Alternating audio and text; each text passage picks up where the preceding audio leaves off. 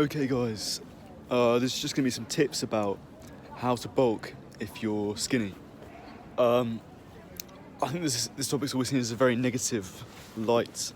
It's like just seen as really hard. I thought it was just a really hard thing to do, and I didn't really enjoy doing it. But I'm learning more and more about bulking, and actually I can see how people fall in love with it, basically.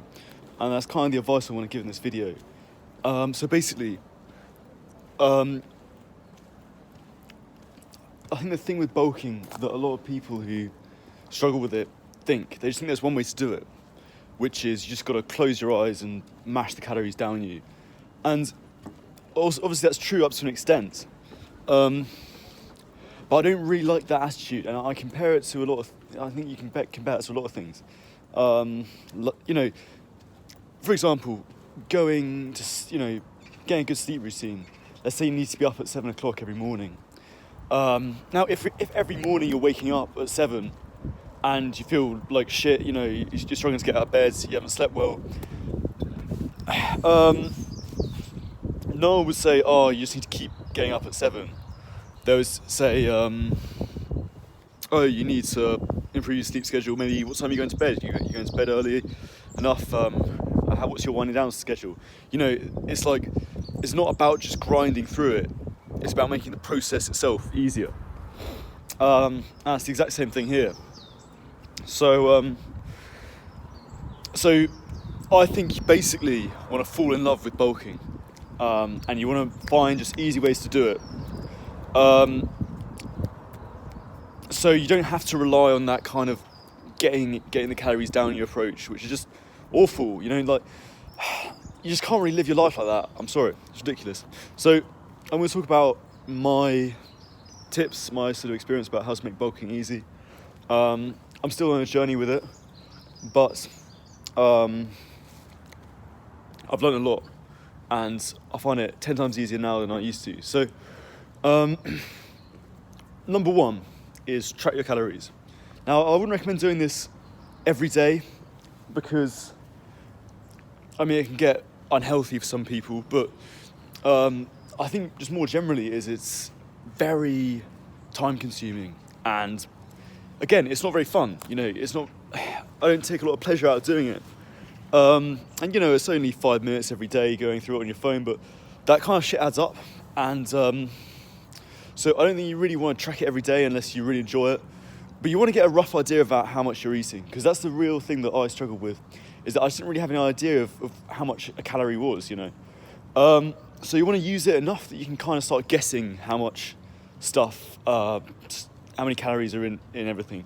That's really the thing, is you just want to ballpark a lot of this stuff, So you see a plate of food, you want to know it's roughly about 500 calories, or a smoothie's roughly 900 calories, That's the kind of thing you want. So you want to have a rough idea of your head, and you want to have a rough idea of how much calories you want to consume. Obviously, it depends from person to person. For me, I try to aim for about 3,000. That's a target I'm building up to. I often sort of consume, I would say 2,400, something like that. So, again, not very much. But anyway, that's what I was getting at. I think the important thing there is to, track your calories. And then the other thing is you want to find sort of hacks along the way that are going to help you. So one of the hacks that I use is liquid calories. And when I say this has changed the game, like fucking hell, I was able to pretty much double my calories, because it's just easy to digest. So I'll just whack on another 1,800 calories per day if I just had a couple of high-calorie smoothies with a bit of protein and peanut butter in it, which is absolutely a game changer. And it's kind of, you don't have to, your body doesn't have to digest it the way it would have to digest a massive plate of rice and chicken or whatever. And long term, is it the most optimal thing to eat? Maybe not. But it's perfectly healthy for the short term. It's not like you're eating a sort of fast food or a bunch of sweets or whatever. It's all whole foods, so yeah. Go ahead as far as I see. And then there'll be other shortcuts like you just find foods that are very easy to get down you that have lots of calories. Like cheese is another great example that I got from CEO of Testosterone. Just eat a lot of cheese. It's quite easy to just have a few blocks of cheese as a little snack. But that's an awful lot of calories as well, guys. And I mentioned peanut butter as well. That's just frankly just spoon it out of the can if you get into that kind of bulk. That's fine as well. You just find your own kind of things. But I think that's kind of what's gonna save you with your bulks as well. Is things that easy to eat. And then, just going back to what I said earlier, but I want to make the point again, is you want to enjoy it. You find a way to bulk that you can enjoy it. Because you're just not going to get very far with it if you don't enjoy it. And the danger with the bulk, I think, if you don't do it correctly, is you don't have a good relationship with food. And for a while I thought that was just kind of inevitable, that if you're going to bulk, you wouldn't have a very good relationship with food. You wouldn't really look forward to your meals like you used to. It's just a case of getting it down you, and that's all there is to it. But as I'm learning more and more about bulking and experimenting it in my own life, I find that actually it's a way that you can enjoy foods. Now you have to put in the right protocols for that. You have to do the things I've said before. Liquid calories, tracking your macros, that kind of stuff.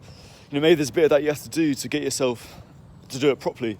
But I really see it as a fun thing to do, and it's like satisfying to hit the calorie count rather than a relief.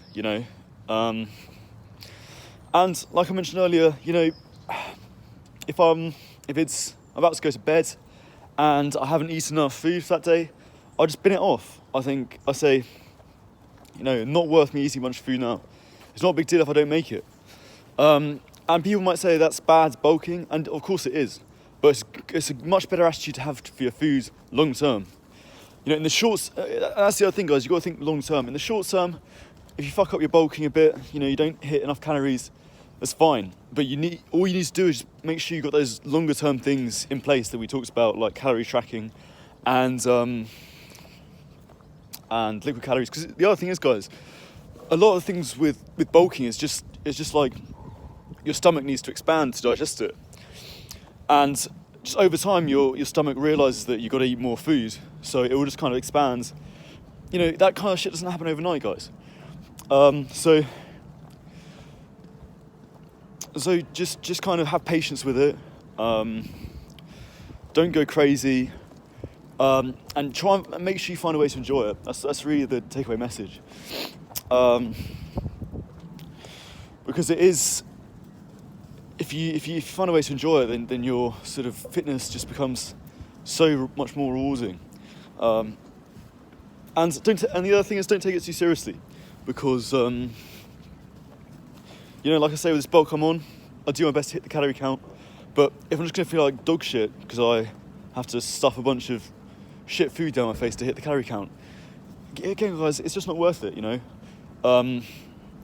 This is a long game. It's going to take a long game for me to get in fantastic shape. So I'm not really worried if I miss the odd thing here and there, So I'm just more worried about the long-term strategy. So I hope that helps, guys. I mean, it's more just a general philosophy than practical tips.